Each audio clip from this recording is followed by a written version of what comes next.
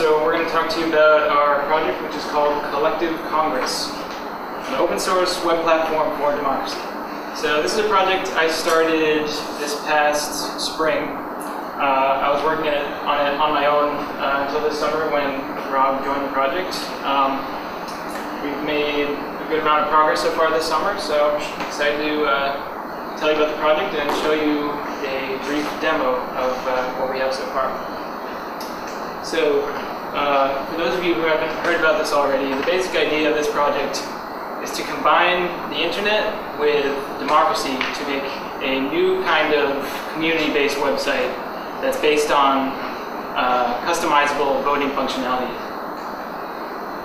So, internet plus democracy equals collective Congress, yay. So basically, on the surface, the project, the site is going to be a group management tool. So, like, our goals for this summer is to make a site that's something that groups can actually use to make democratic decisions and to organize themselves democratically in a way that's more efficient than like traditional voting, like by raising your hand or whatever. But in the long term, this site could also be used as a way of testing like new voting algorithms. Like there's like a large space of different voting processes you can have, which are all like basically equally valid, and some might be better in different circumstances. So I think it would be useful to have a way of testing these different voting processes.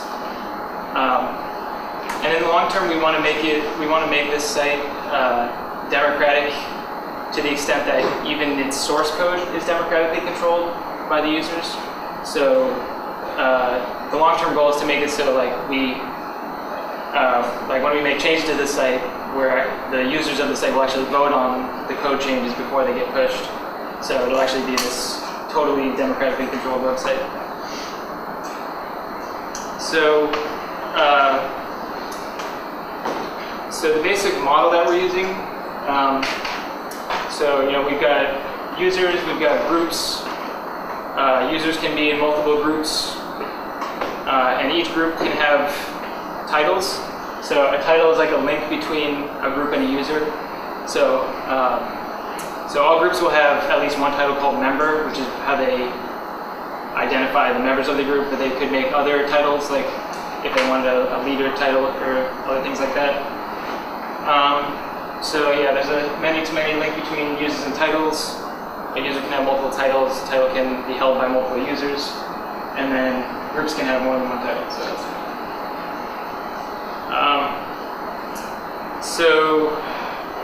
So at the center of our functionality is our system of voting. And so what a vote does is, we've got all these different voting algorithms that are sort of like a black box. So they take string input from the voters and they produce a command. I should mention we have a fully functional command line interface for the site. So that means any change you would want to make to the data of the site can be made by executing a command. So by causing the votes to produce a command, that means we can make any change to the site's data through a vote.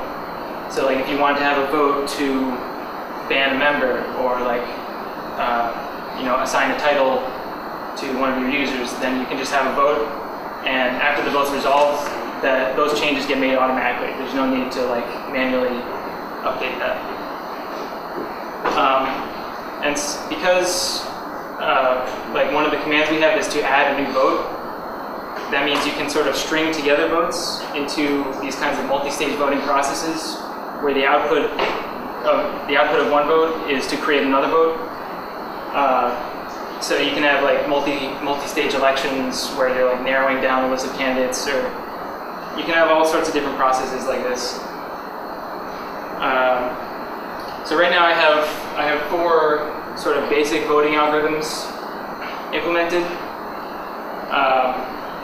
So a nomination vote is used to like generate a list of choices for a vote. So the output is like a list of strings. So So a selection vote is like a multi-choice vote that you just pick from a set of options.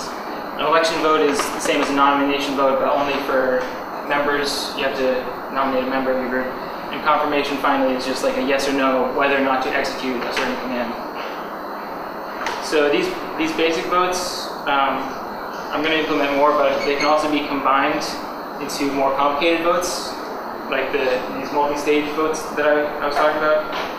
So this is, I won't get into too much detail, but this is the XML format that defines an example of this is a two-stage vote that creates a new title. So the first stage, so I'll actually demo this hopefully in a minute. So like the first vote, everybody submits an idea for a name of a title that they think would be good. And then in the second stage, you select from the names that have been submitted. And this sort of does the same thing, but electing a title. So like the first stage is you nominate people for the title, the second stage is you vote for those choices. So we're implementing this using Google Web Toolkit, which is a Java web development framework. And we're hosting it on Google App Engine right now. So it's sort of like an all-inclusive toolkit that's been working pretty well for us. I recommend it for anybody who knows Java. So now Rob's going to talk a little bit about how we're implementing the database. So right now, when a user or group is created, everything is just stored on the server. So we're working on making it so that everything is backed up onto the database so we can have consistent data through a server crash. And we're using the Google Data Store, which is part of the Google App Engine, to do this.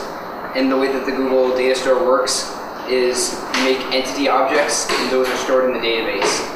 And the way that an entity works is it's given a type. So you can give it the type user or group or item, and then you'll have like a group of all the users and they'll all be of the same type.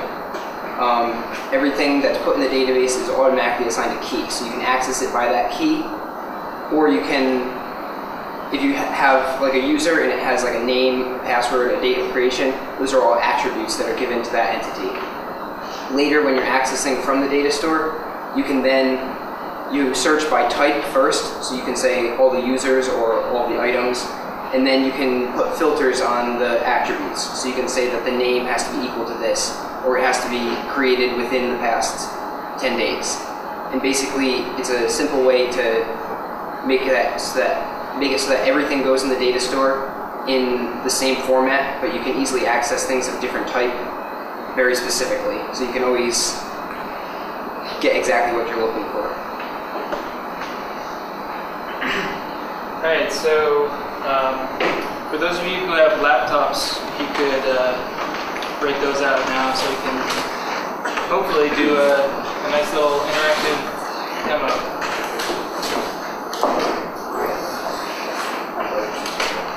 So you could go ahead and go to collectivecongress.com.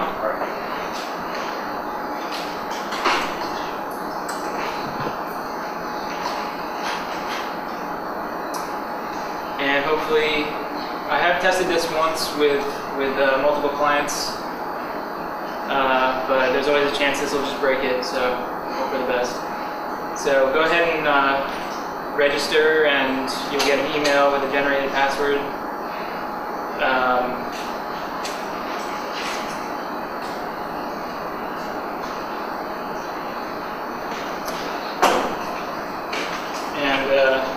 So I'm going to go ahead and make a new group for the purposes of this demo.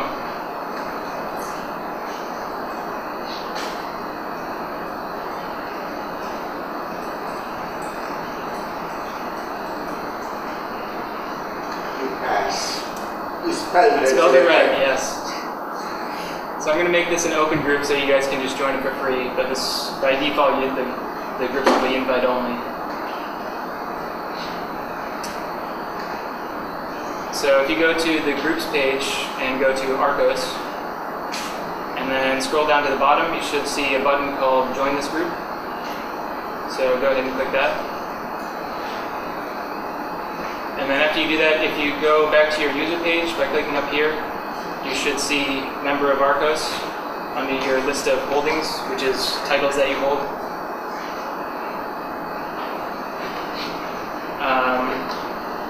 Let's see. Okay, we got some users. So I'll start off by doing a simple example vote. So these are different vote types. So I'm going to do a confirmation vote.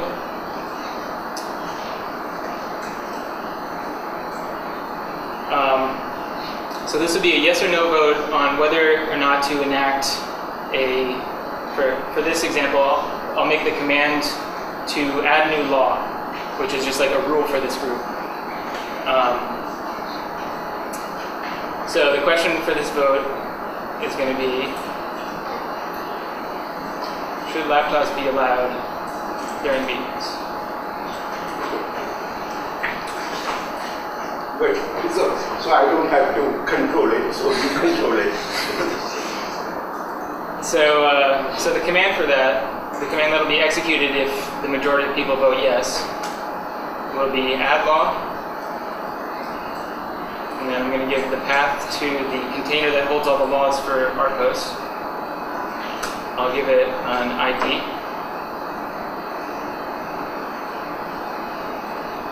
And a text, which is like a description of the law.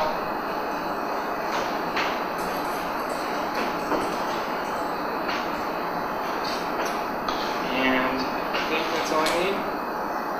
So if you go to the RCOS page, you should now see under votes, test vote.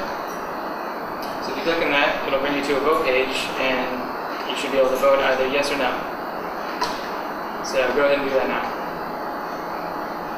And let me know if you have problems. Okay, this will be the end of this. After this, we'll stop. This rule will not take effect until the end of the summer. Yeah, later. Okay. Well, we're going to lose this data anyway. So, So already there is, we'll lose it. Is the color code any significance? Is it something to do with the red blue state, or is it? No, the color is actually according to what has the most votes, like the. So as a dictator, I want to know who voted no. So will that be secretly stored, or will this be compromised? I want to know who voted no. The laptop should not be over. It's yeah, so it's anonymous. Like it doesn't store your ID next to the vote value. Okay. So I was like thinking of different ways you could maintain that anonymity while also being able to verify your vote.